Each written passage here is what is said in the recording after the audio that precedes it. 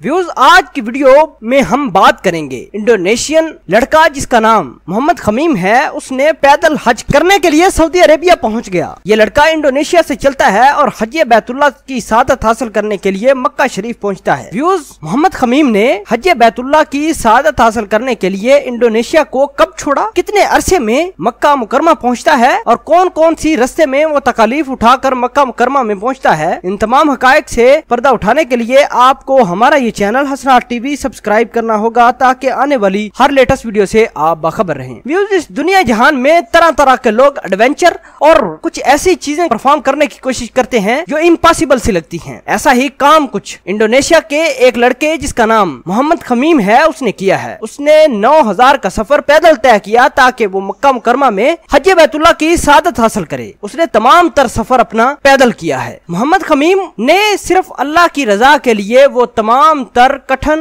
रास्तों और जंगलों से होता हुआ बल आखिर मदीना शरीफ पहुंचता है। ये लड़का बाज हा मर्तबा फॉरेस्ट यानी जंगलों में कयाम पजीर भी होता रहा है। उसने अपने सफर के दौरान अपने बैग में एक कुरान, 2 शर्टें, 2 पैंटें, कुछ जराबों के जोड़े, अपना मोबाइल फोन, एक छोटा सा इंडोनेशिया का झंडा और स्लीपिंग बैग अपने हमरा लिया। व्यूज, मोहम्मद खमीम ने इंडोनेशिया से लेकर मक्का मुकरमा पहुंचने तक 850 अरेबिक रियाल खर्च किए। तो आपको बताते चलें कि मोहम्मद खमीम इंडोनेशिया में एक छोटा सा बिजनेस चलाता है। मोहम्मद खमीम ने अपना ये सफर अगस्त 28, 2016 को 10 बजे शुरू किया। उस वक्त उसने एक शर्ट जिसका रंग ब्लू था पहन रखी थी और साथ ही एक पैगाम सोशल मीडिया पर शेयर किया जिसमें उसने लिखा कि मैं मक्का मुकरमा जा रहा हूँ और मेरी तमाम तर तौक़ात और ताकत अल्लाह पाक है। और दूसरी तरफ मोहम्मद खमीम के वालिद ने भी अपने बेटे को इस अमर के लिए